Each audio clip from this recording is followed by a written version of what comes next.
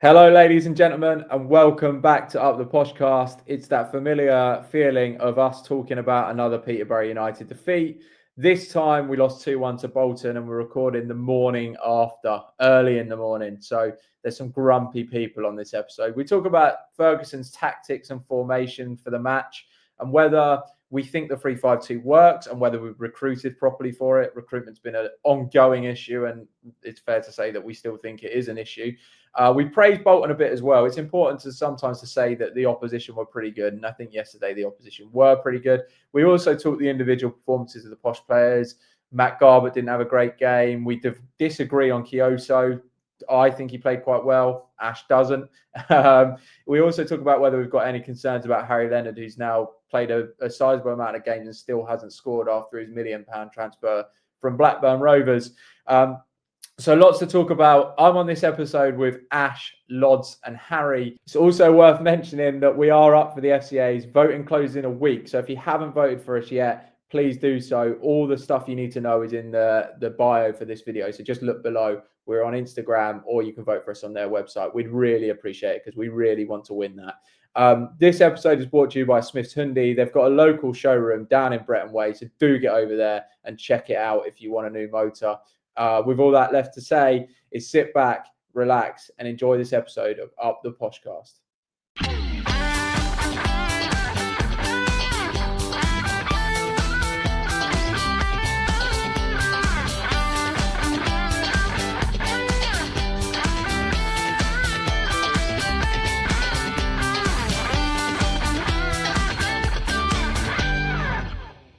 In Peterborough, match day starts long before kick-off. And whether you're heading to the pub, the ground, or just tuning into the podcast, Hyundai gets you there in comfort, style, and with room for your mates. Visit Smith's Hyundai, your local Hyundai experts and proud supporters of Up The Poshcast.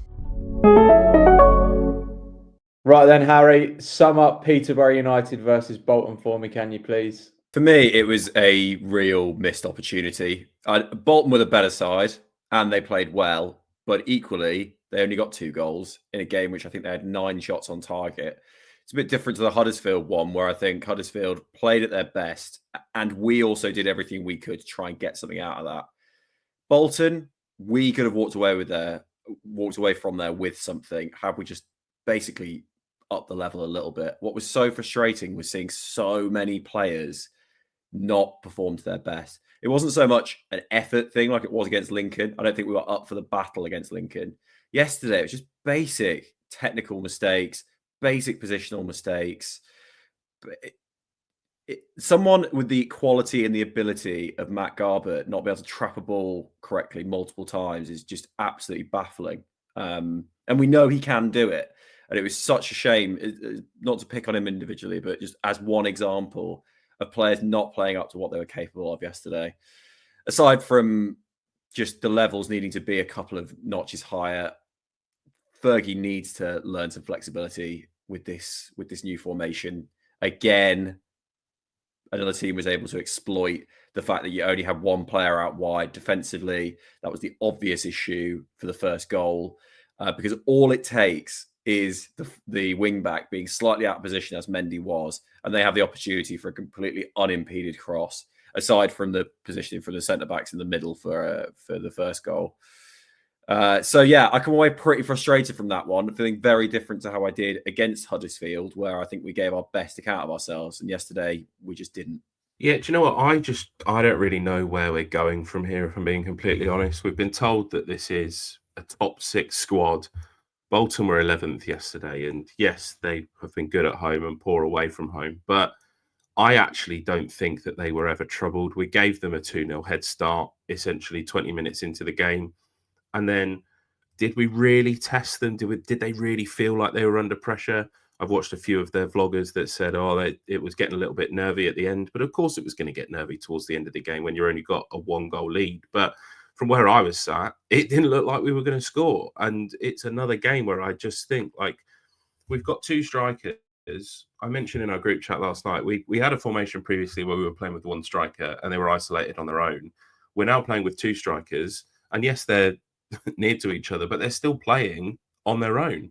the rest of the team just can't seem to get anywhere near them, unfortunately. And I've said before, I don't know where we're going, but it just doesn't seem right. And it just feels like we're just going to keep on living in this bubble, Fergie and DMAC especially, and just sort of negating the fact that there's a chance that we might get relegated this season, and just like sort of being obnoxious about it. Like with Peterborough United, we're not going to get relegated. I said it, didn't I?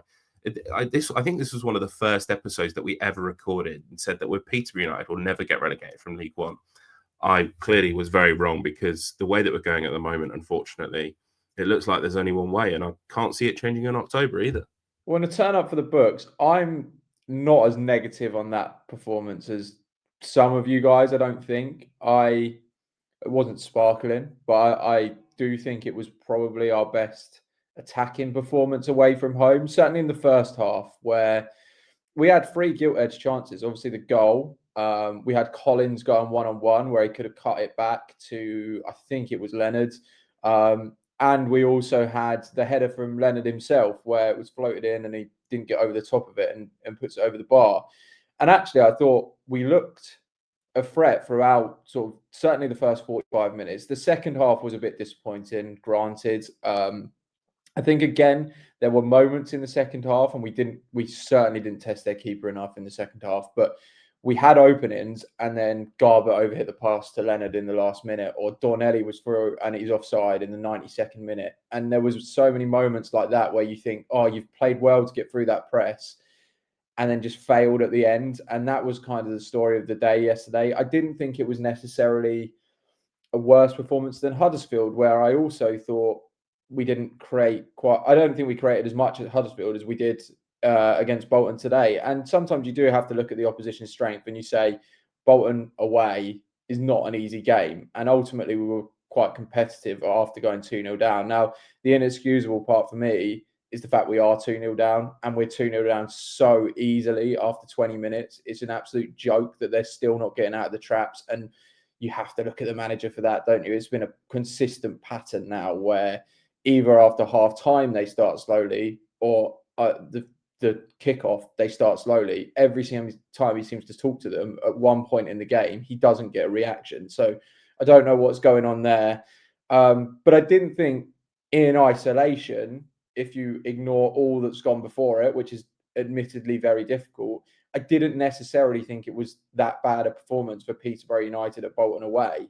I think we are looking at it from a very negative lens, and that's fair enough given the 50 games that we've seen before. And that sort of compounds the errors that you saw on the pitch and compounds the frustration and the fact that we're 24th. It doesn't really matter what the performances look like anymore. We need the points, and we just aren't getting them. Yeah, what you said there, John, about Bolton going 2-0 up really easily, I think something that probably didn't translate across on TV very well was just how windy that game was. And the wind wasn't blowing side to side. It literally was blowing towards Posh's goal in the first half, which when we went in at half time, only 2-1 down, I was actually quite happy, because I thought, oh, we're going to have the momentum in the second half and we'll have the chances that Bolton had, and we could actually get a result here. But like Ashley said, we didn't really lay a glove on them. We might have pushed for the last 5-10 minutes when we brought on our subs and had a little bit more energy, but all the time before that in the second half, it's just completely nullified. We didn't look like we were getting the ball to the strikers, creating any chances whatsoever. And the goals we conceded in the first half, Fergie said in his post-match that we were playing a 4-4-2 out of possession, didn't he? And I think that's probably a really sensible decision. Like Harry said, you've got a wing back on either side. That's the only width you have in the 3-5-2. So to have 2 wingers on either side, or 2 players playing on the wings on either side to counteract Bolton's biggest threat, which is their wingers, it makes sense. But when you watch both of those goals, it's really hard to say who exactly is dealing with the threat, because their best player, Kozia Dubry, for the first goal, he was the one that he was inside, and it looked like Mendy was man marking him, which left all of the space for their fullback to run into and cross the ball in. And Mendy was nowhere near cutting out that pass or stopping that cross. And obviously George Nevett should have done better, but I don't think we should have been in that situation in the first place. And then for the second goal, Mendy's all the way up the pitch pressing their fullback whilst they're building up from the back. And you can just see it if you watch the highlights. Cozy Dewberry makes a really smart run into the middle of the pitch and takes Tom O'Connor with him, which then completely leaves Nevett with half the pitch to deal with, which their striker runs into. And we know George Nevett's pace isn't his strong point. He's been turned quite easily. And again, I think that's a situation we probably could have avoided had we set up a little bit better. I don't know if that's a Fergie thing. I don't know how much we've worked on this 4-4-2 out of possession in training. And I don't know how much of it is just Mendy's inability to understand the threats in the game. But I think that was the reason why we lost the game yesterday. And it's such a shame because, yeah, okay, in isolation, the performance and the result isn't that bad. But every result counts right now. And I think Fergie really is on the brink of getting sacked. Yeah. So what you just said about the tactics, completely agree with you, Lods. There's the on paper and then what is in reality gap here between what Fergie wants and what's happening is clearly pretty significant. And I think he's got to recognise what this team can and cannot do. If he is asked, as you've just alluded to, Mendy to man-mark Cozy Dewberry, you've got to think about what the knock-on effect of that is. What if Cozy Dewberry does exactly what Poku did all of the last 2 years, where he cuts inside regularly and takes the fullback out of their position? I think we underestimated the risk of that. And you've got to consider, I really do think, being able to simplify the game plan when it's clear that the teams have the ability to manipulate our back five. And we didn't react to it after the first goal in any way, in my opinion. And for the second goal, Cozy Dewberry's movement is fantastic. And unfortunately, if you watch on the Sky Sports highlights, you won't even see the move in he makes, but it's practically on the halfway line. No fullback or wing back is thinking to follow that man inside on the halfway line. Of course not. But he takes up the space. He then manages to make a move around another player. And of course, it then leads to Burstow being free after an excellent threaded pass.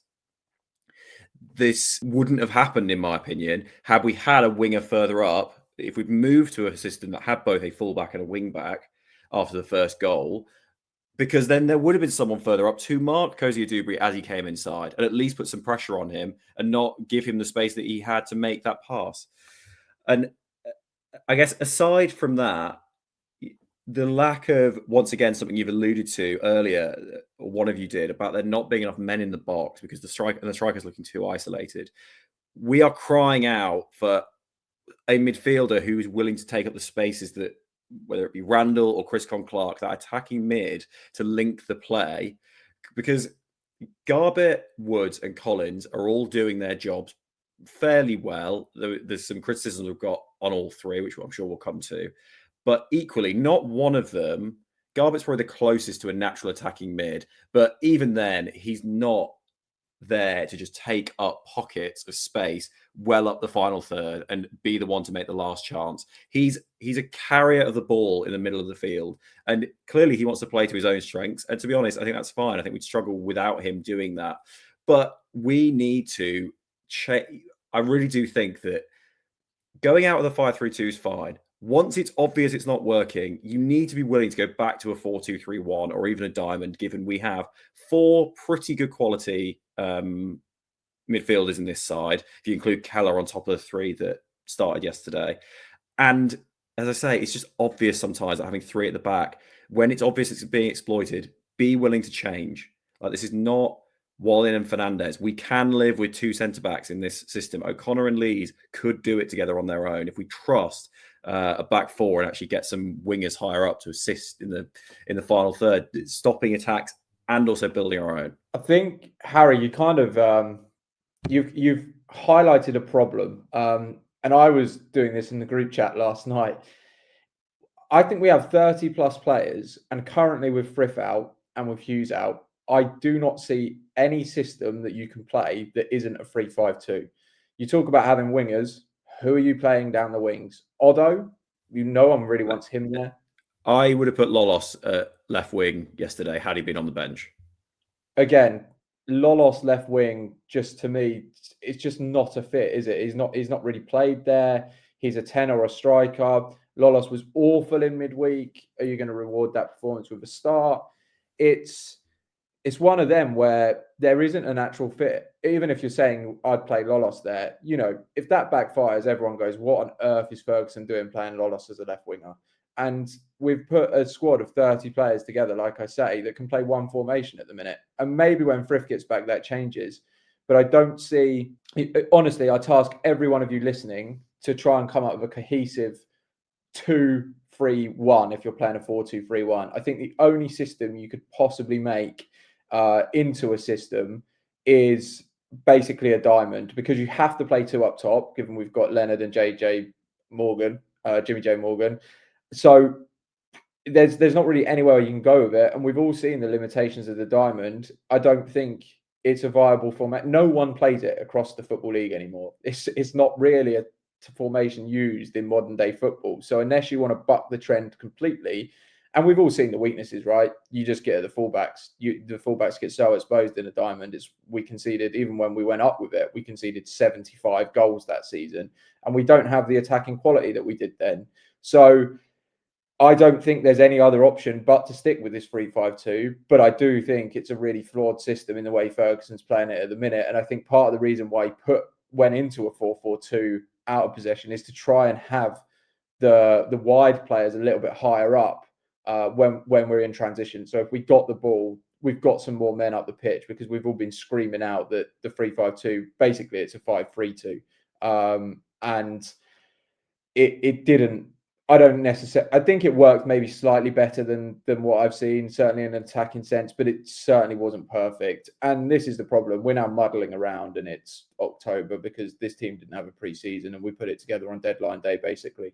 Yeah, I think no matter what you do with the team, I think you've just got to understand that there isn't any players that have the quality that Bolton showed yesterday against us. If you take that run that Cozy Dewberry made in isolation that we were talking about, what player in our squad can do that? And it was Tom O'Connor, when Harry said about the player that Cozy Dewberry got it past quite easily. It was Tom O'Connor, and he's not a bad defender. We're singing his praises so far, the games he's played for us.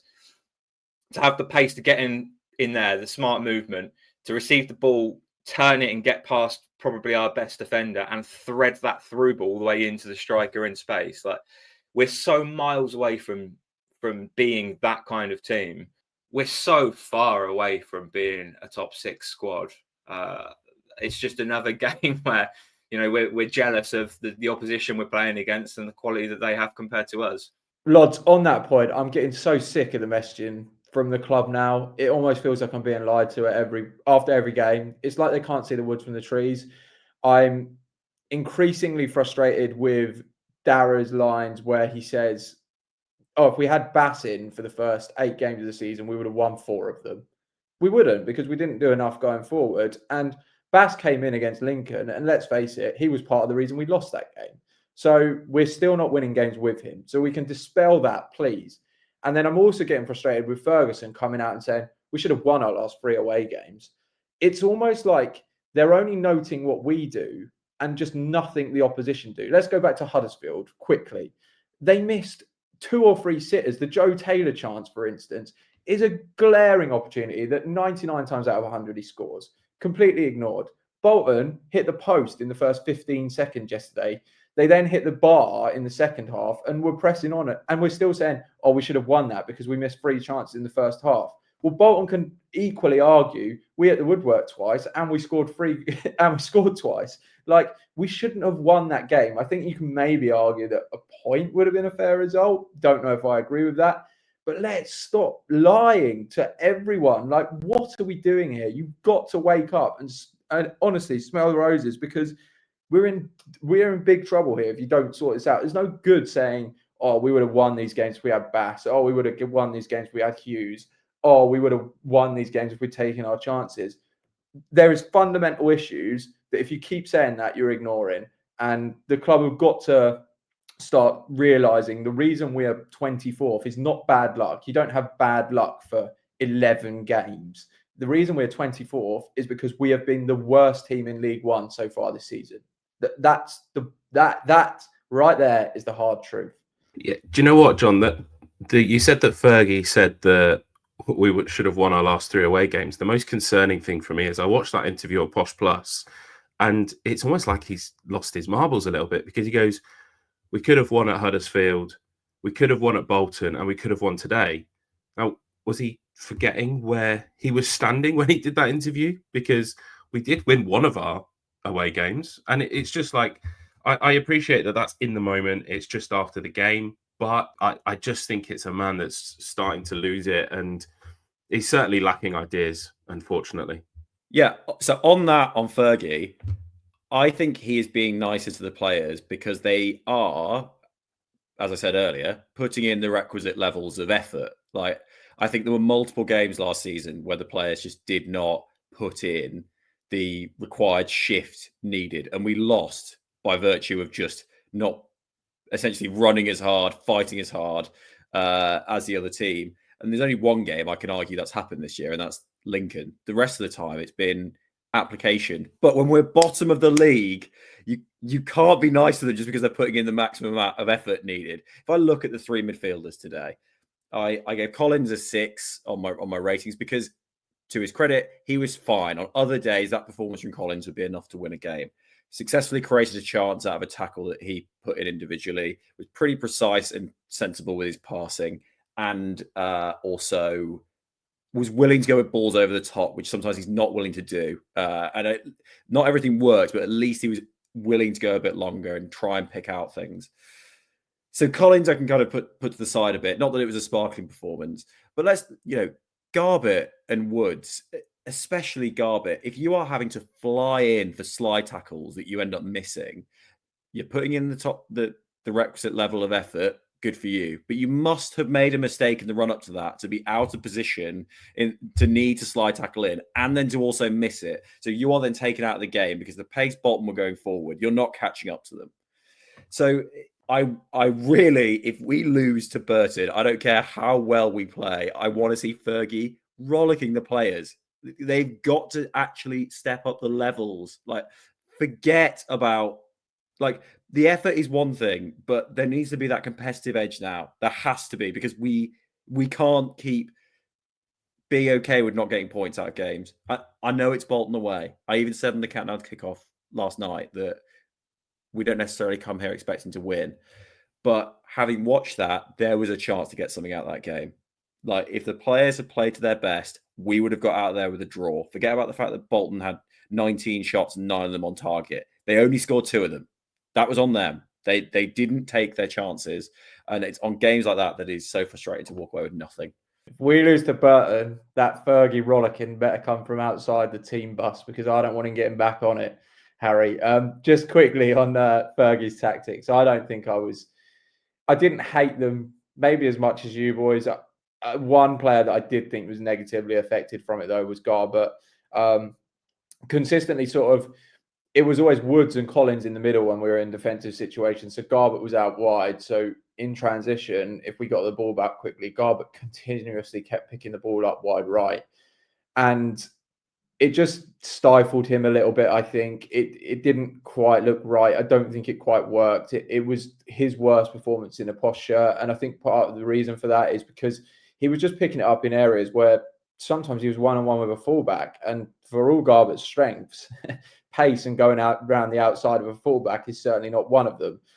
He's not a winger, and he never will be. So it felt a little bit unnatural having him in that position. And I do think it kind of hurt his performance a little bit. Having said that, the pass at the end to Leonard, he was central. He has to release him. He overhits it. It ruins a really good chance. And that's frustrating because Garbett is one of the players in this team I think has the most quality. And if he's doing that, it's almost like, what chance have we got? You've just got to get that right. And unfortunately, in that moment, he failed. And that was a frustration. And that's nothing to do with Fergie. I think another frustrating thing about the midfield for me was because Garbett was on that right-hand side, he was so far away from whenever Mendy had the ball on the left. And Woods was also on the right-hand side and Collins was on the left. So whenever Mendy got the ball on the left-hand side, he has this real problem with not hitting early crosses, which really frustrates me, because I feel like if Leonard and Jimmy J. Morgan are making those runs into the box, You just need one of them sort of whipped balls that go around. Marcus Maddison used to be really good at it. Just them to run onto and hit in. And if you're a natural finisher, you're gonna have some decent chances. But Mendy has this problem where he can't hit it early. He doesn't trust his early crossing, and then what he ends up doing is he sort of takes a touch and then he turns to see sort of what support he's got. And because Garbett's all the way over on the right-hand side and Woods is on the right-hand side of Collins, the only option he's really got is to lay it off to Archie Collins. And as much as I love Archie Collins, he's not... when you've got momentum and you're playing the ball forward, you don't want Archie Collins to have the ball, because 9 times out of 10, he's going to pass it sideways or backwards, which is fine for the role he does. But in that particular situation, it can be really frustrating. And I feel like, I mean, Harry touched on it about the space behind the strikers, just desperately needed somebody to run into it.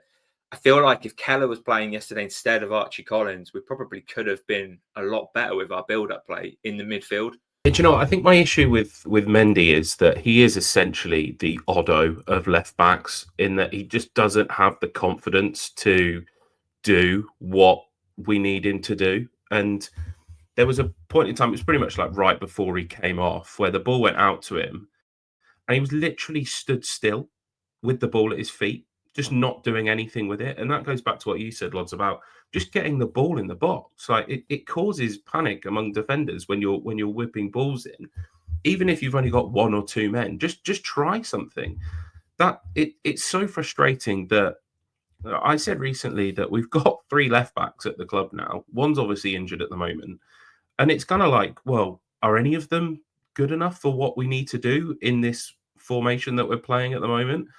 I don't think that they are currently. Obviously, Adebisi injured. He may turn out to be the man that we need, but we're not going to see that probably until 2026.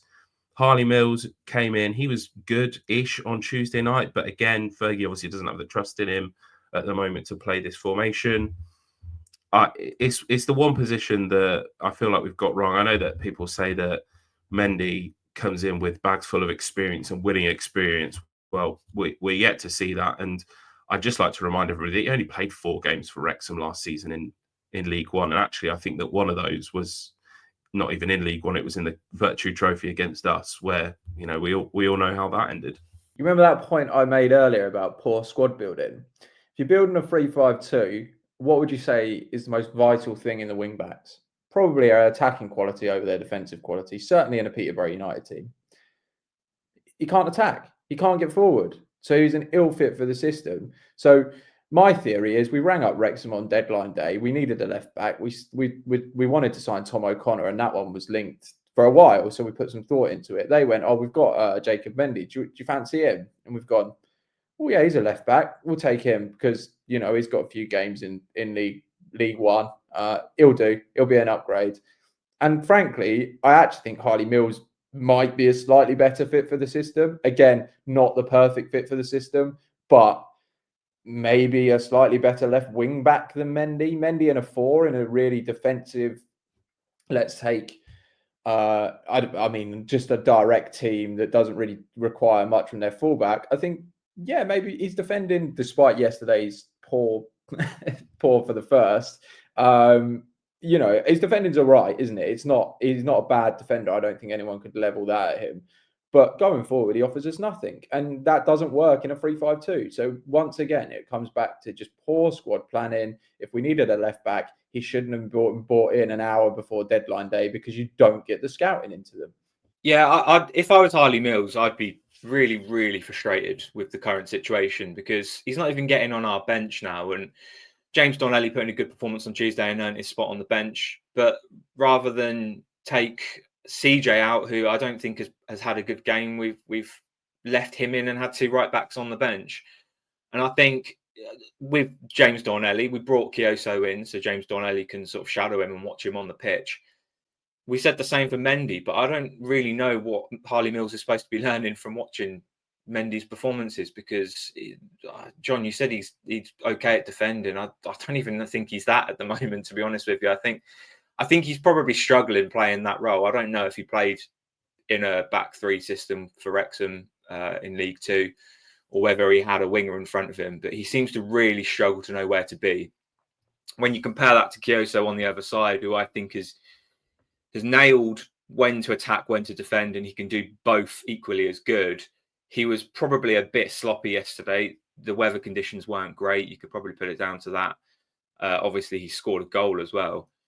I think James Dornelli can learn a lot from Peter Kioso. I don't think Harley Mills can learn much from Mendy, and I'm willing to start this campaign now to get Harley Mills back into the team and see what he can do, because people say that all he did was score a free kick at Wembley last season. He was good in quite a few games that he played towards the end of last season. Wrexham in the semi-final, before we even played the final, I thought he was probably our best player, as an example. Yeah, okay, he had a slow start, but I think he's still a lot better than what Mendy's shown us. Yeah, Lodge, you mentioned Kioso there, and it would be rude not to talk on our goal scorer for yesterday. You mentioned that he knows when to attack and when to defend, but unfortunately there were times yesterday where it was before we'd brought Dornelli on that there was literally acres of space in that gap between the touchline and the 18-yard box. And Bolton pretty much were defending within the width of their 18-yard box, and there was just space to be taken up. Kioso did not take up that space, and that was frustrating. Whether that was because he was expecting somebody else to be there or not, I'm not entirely sure. Obviously, Johnny mentioned Garbett being out on the right. Was that meant to be where Garbett was meant to be filling in? But again, still Garbett inside. He wants to run at people and run at the goal, doesn't he? He doesn't want to be running at a left back type thing. The other big frustration that I have with Peter Kioso, and actually it's going to sound a little bit maybe hypocritical, because there's another point that I'd like to make on our right wing backs. For the person that's wearing our armband and our captain on a day to throw themselves to the floor like they did yesterday in an attempt to cheat, let's call it out for what it is. It's cheating and try and win a penalty. That's not right. That's so wrong in my eyes. The flip side is there's a point in probably the 90th minute yesterday where James Dornelli has a ball come in and he's got a defender behind him, and you can see the contact, and he just needs to put himself on the floor.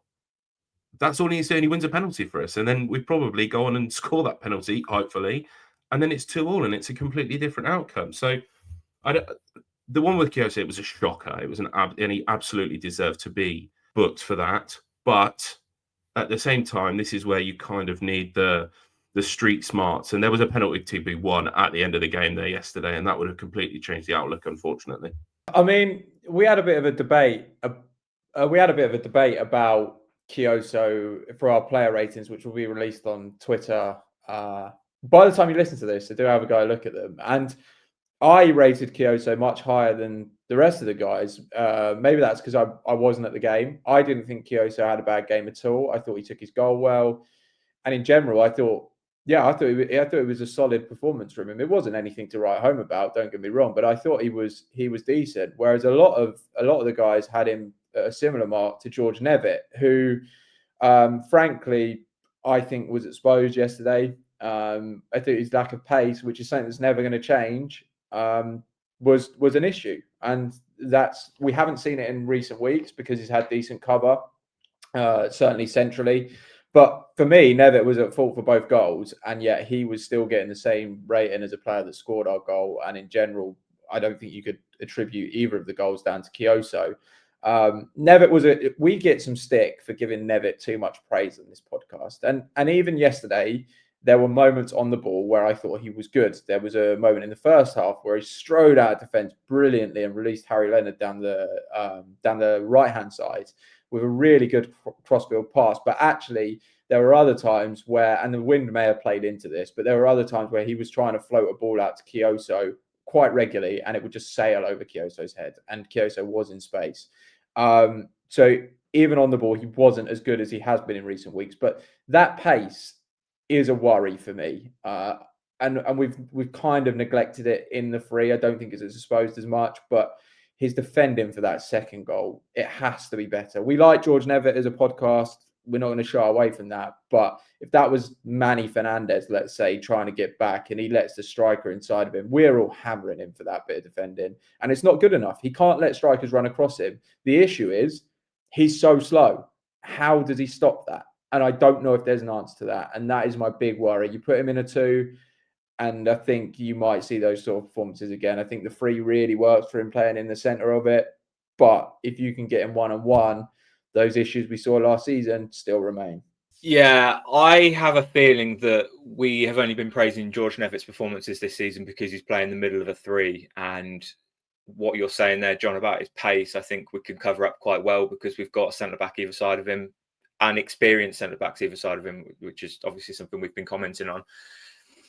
And I think Bolton have worked that out. And I think where we were talking earlier about pulling them out of position, I think that's what they were trying to do. I think they were trying to get their attacking players one-on-one with George Nevett because they know 9 times out of 10 they're going to beat him to it. And it's a shame for Nevett because he's obviously been let down by his teammates. But you're right, John. I don't think he can play in a back 4. So if we're going to be changing to a back 4 at any point in the future, I think he probably will lose his place.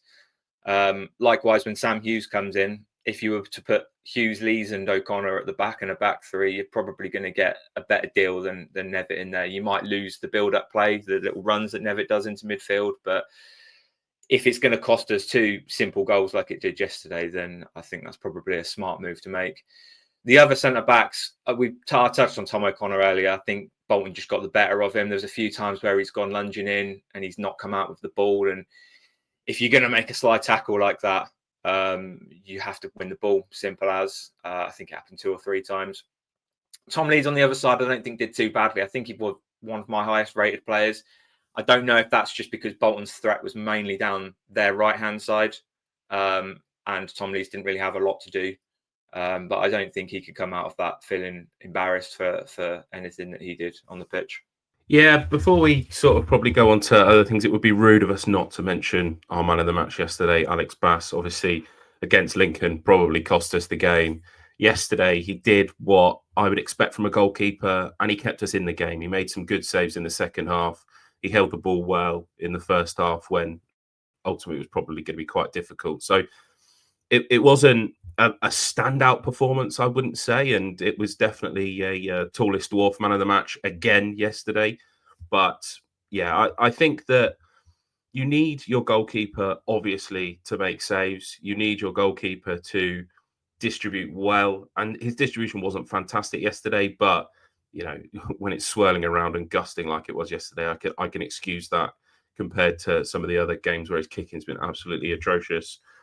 It just comes as a disappointment to me that that's now 2 trips to the tough sheet that we've made, and on both occasions our goalkeeper has been the man of the match, and that pretty much sort of sets us up for where we're at attacking wise. Whenever we go there, it just seems like that it was 2 draws, 7 losses in our last 9 visits to Bolton. That's now 2 draws and 8 losses, and it just doesn't ever look like a ground that we'll ever go to and get a positive result. Yeah, you briefly mentioned that we don't look like we're doing enough attacking when we go to the Tosh Sheet Stadium, and just deeper diving a little bit on Jimmy J, Morgan and Harry Leonard. One thing that we haven't touched on yet, offsides killed us today. But I think on one of the 3 that Morgan had, he was protesting pretty hard. He doesn't think he was offside, the one where he chips it over the keeper. And if he isn't offside, then fair enough. And that would have been a goal and the game could have been completely different. But equally, I think the other 2 certainly were off. It wasn't just him. Dornelli had one right towards the end as well. Just absolute momentum killers. It's not been a problem all season. I don't know why yesterday, I'm pretty sure it was 5 offsides. 3 of them were Jimmy J. Why it's come out of nowhere. And Bolton had no offside yesterday. It is an utter momentum killer when we have unforced ones like that. I understand when it's like a striker passing to another striker, it's easy to lose, in the center of the pitch, it's easy to lose where you are. But these were ones that were usually balls over the top or balls out wide, where you can look basically across the entire length of the pitch and know where you are. So that was frustrating. I also do want to see Morgan press a little bit harder. Maybe he's been told not to. But while he doesn't have the pace of Lisbie, we saw what happened when Lisbie came on. It just puts Bolton under a little bit of extra pressure. And their kicks don't go as far, or they're forced to put it out for a throw-in, as they did many times in injury time. And I think he's intentionally standing off. Maybe it's so that he's positioned well in case we get the ball back. But honestly, I think the chances of us getting the ball back are higher if he's willing to just be a bit more aggressive in his press. On Leonard, look, nice assist, cut it back well. We needed more of that yesterday. But outside of that, there was a couple of decent bits of hold-up play. He's clearly a decent technical player. But are we 6-7 games in with him? Have we seen him have a single clear-cut chance outside of the left-footed one away at Plymouth? I don't think so. I want to see that striker's instinct, that killer instinct, which we're seeing more from Morgan being the one willing to be forward and be the last man to take that shot. And I think Leonard maybe even needs to be a bit more selfish, do a bit less in hold-up play. Maybe it'd be easier if he was attacking mid behind him, but I want to see him breaking through on goal and actually be able to show what his finishing's about. Yeah, do you know what, Harry? I actually think you've been quite harsh on Jimmy J. Morgan and his press there, in that maybe this is a suffering of having Ricky J. Jones running like a headless chicken all of last season. But if I was Jimmy J. Morgan, you can actually see, and I noticed it, is that he's not pressing because he's on his own. He looked around over his left shoulder a couple of times yesterday and his right shoulder to see where his teammates were. And because he isn't Ricky J. Jones and he's not Kyrell Lisbie, he's not going to give you that speed press ultimately. So it then needs to be a team press. And if his teammates are nowhere near him, well, why go and press the goalkeeper? Because ultimately all the goalkeeper's going to do is pop it off either side of him and he's going to have wasted his energy. Actually, I would rather he saved his energy for when we have that quick break and he needs to get into the box. My only comment from him would be that actually his in-box runs weren't smart enough yesterday, I didn't think. Whether that's a factor of knowing that the ball's coming in from Mendy and actually trying to give Mendy another attacking option down the line. But when Mendy's crossing the ball in, you want your strikers to be within the width of the goal. And Jimmy J. Morgan's runs were not that of a striker that wanted to be in between the sticks. I think that him and Harry Leonard need to get closer to each other when the ball is out on the wings and hopefully let the midfielders do a little bit more of the hard work and the movement to get people into the attacking spaces so that they're there. We know that Jimmy J. Morgan's a poacher. We've not quite seen that from Harry Leonard yet, but I'm sure that once Harry Leonard gets his first goal, he'll then get that confidence in him and he'll start finding the back of the net. I actually really like both Morgan and Leonard. I think this goes across the whole team. I think you can see the upgrade in quality over what came before from both of them. Even though they're not, well, Leonard in particular is not really threatening to score at the minute. And I think there was one chance where the ball came in from Mendy, I touched on it earlier, and his header just lacks so much conviction. And I think a more confident striker attacks it with a bit of pace, a bit more gumption. It was almost like he tried to, I don't even know what he tried to do. It was like he tried to flick it in the top corner or something, but it just, there was no power. There was nothing, there was no conviction behind what he was doing. And that was frustrating. But I do think their link-up play is very good. I think that, again, the whole team, when you compare the performances now to what we were getting at Exeter, looks like a better football team, certainly outside of both boxes. If you watch the game, not in the areas, we look all right at times. The issue for me isn't entirely on the strikers, right? Their link-up play is really good, but when they're setting it back to the midfield or the wing-backs, they're so isolated up front. There's not like a winger that they can drop it off to and then get the ball back. It's almost like they give it back and then they're having to make the run. And it all just feels a little bit incohesive. So I'm still encouraged by the partnership that I'm seeing. I think over the next 4 games, we need to see Leonard score a goal. He's playing against weaker teams. He's got to get on the score sheet sooner rather than later. Otherwise, he will come under pressure. I said this at Plymouth. His performances in general are fine, but he has to start scoring. It doesn't go to 10, 11 games because we all criticise Lindgren, let's say, for not scoring enough goals. And ultimately, that is his job. His link-up play is light years ahead, but he needs to start impacting the score sheet. And the next 4 games are going to be telling because we're playing against weaker sides. They should, in theory, get a lot more chances. And we need them, not so much Jimmy J because he's proven he can score, but certainly Leonard needs to start showing that poacher's instinct and that he can be that number 9 that we need him to be because we've invested a lot of money on him.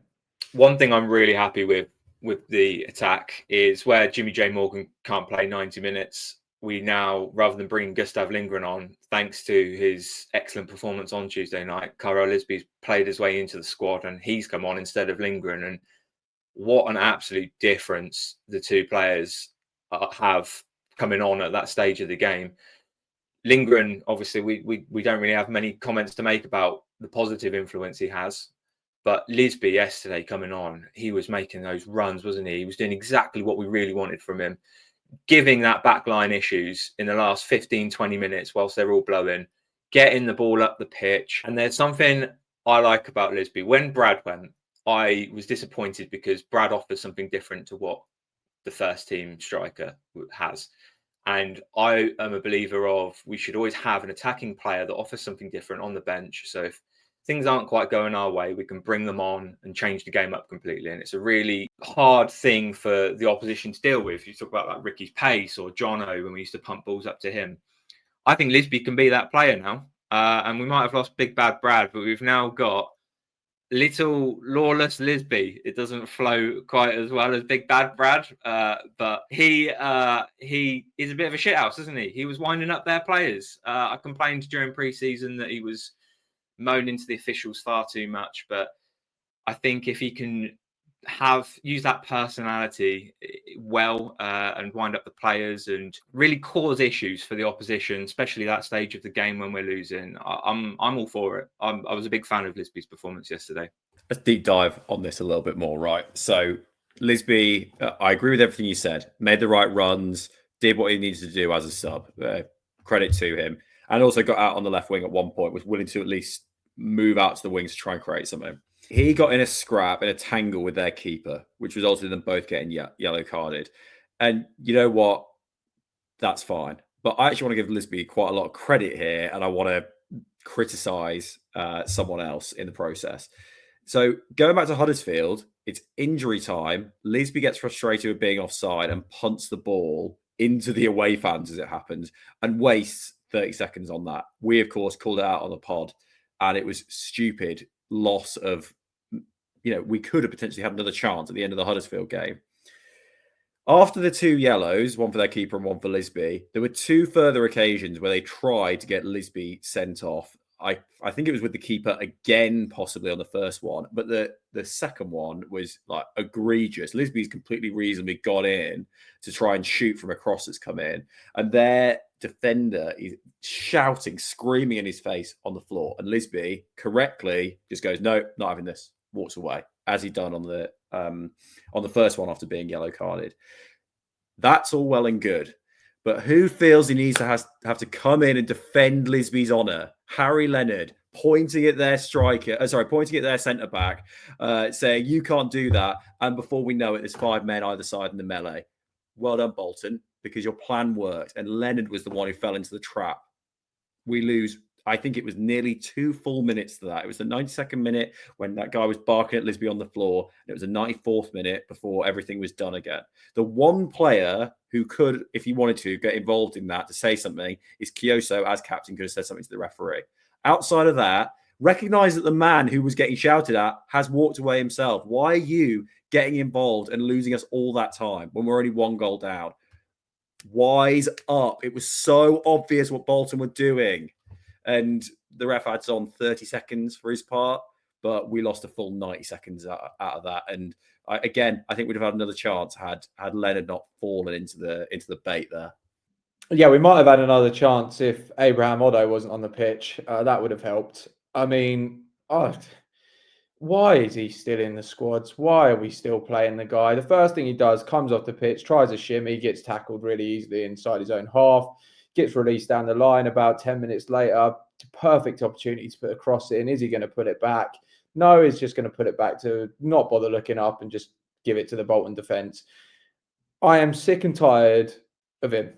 I mean, I keep saying it, but how many more? What is he doing in training that makes Fergie want to put him in matchday squads? It's just, please just loan him out to Carlisle United, Forest Green. I'm begging you, just get him to the non-league, get him anywhere.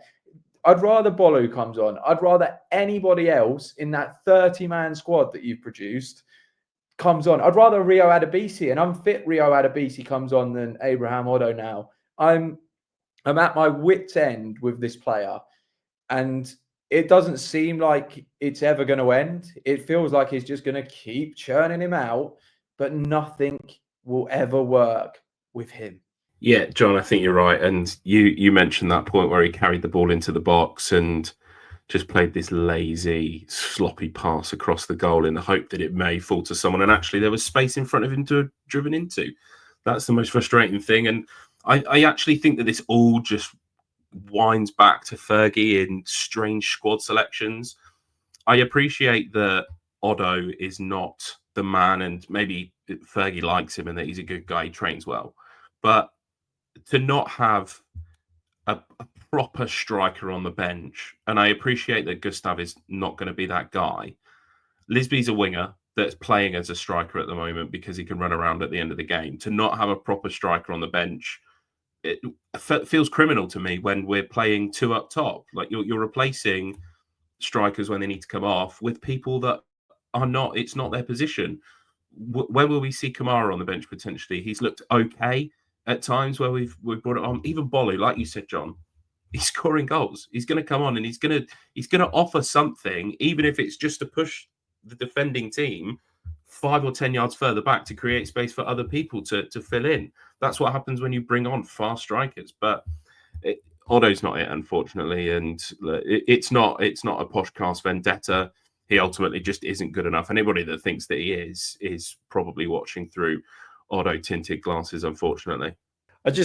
Final thing, let's give Bolton their credit. That first 20 minutes was absolutely blistering from them. And actually, but when they scored their first goal, had we even touched the ball outside of just clearing it? That was 5 minutes in. They showed in that early stage, it was what won them the game, their quality. I would not be surprised to see them in the top 6 if they can sustain that. And if they can get some more results away from home where they play to that level. They found a way to win in difficult conditions, and goodness me, it used to be us. I really wish we could find a way of getting back there. Yeah, I think Bolton probably put themselves up there with Cardiff as the most impressive side that I've seen so far this season. Maybe Lincoln as well. You could add to that. Moving on from the game, I think it's worth mentioning Oscar Wallin has left Peterborough United. It's going back into his education, it sounds like. It sounds like he's stepping away from football. Does anyone want to comment on Wallin's time at Posh and just a message for the future? Yeah, do you know what? It was always tough for Oscar Wallin, wasn't it? He moved across to England 4 months later. His mate joined him. Unfortunately, it hadn't worked out. There was glimmers occasionally. Like he's won us a trophy at Wembley where he was fantastic. There were other games where he had positives, but I think that it was probably a step up too soon. There's probably hindsight is a wonderful thing, and actually, if Sam Hughes were to have come in earlier on in the season, then it would have been probably a slight positive, and Oscar Wallin would have learned from him. But yeah, ultimately, it's no loss to Peterborough United, other than the sense that the Swedish market hasn't worked for us. Yeah, I'd just like to speak on Wallin quickly before we wrap, because I think I was probably his harshest critic on this podcast. I never really quite thought he was up to the level as a footballer, but I do wish him all the best. Obviously, whenever we make these comments on their footballing ability, there's never any hard feelings towards them personally, or you never want that to happen. And I hope that he steps away from football, goes back to Sweden, goes into his education, and he finds his happiness again. You can only wish them well. And ultimately, Wallin, I do think, was a decent professional for most of his time at Posh. He might not have been up to the level on the pitch that we needed him to be, but he never seemed to cause any issues behind the scenes or do anything controversial or anything like that. So, yeah, just a message from us to say all the best for the future, I guess. And I hope that he finds happiness in whatever he does next. Yeah, echo all of that. I can't think of a single occasion where effort was an issue with him. Clearly seemed liked by Fergie, never caused any issues.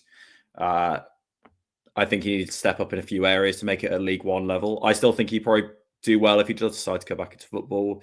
Sweden may be the place for him, where it's the intensity is a little bit lower and he clearly is good enough to get a team promoted out of the second division. All the best. It's a bit of a repeat, but yeah, all the best, Oscar Wallin. Hope you enjoy your education in whatever you're going back into as well.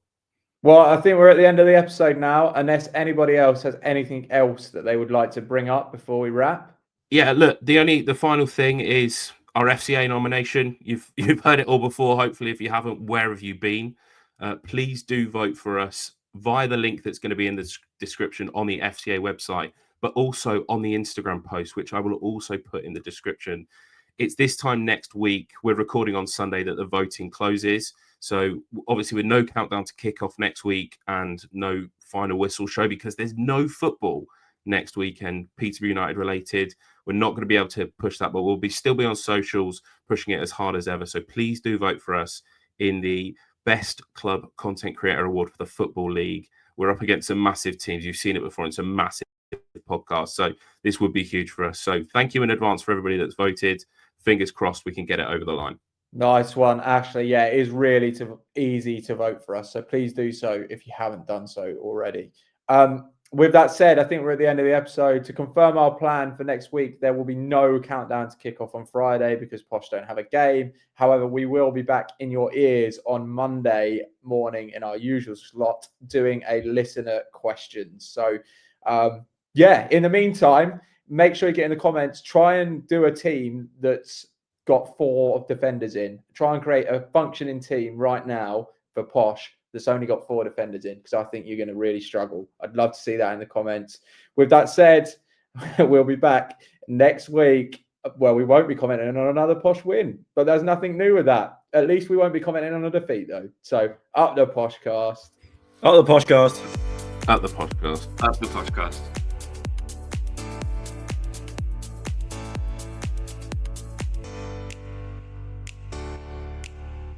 Honestly, it's like they can't see. Hold on, what's the saying? I need to go back and do this again.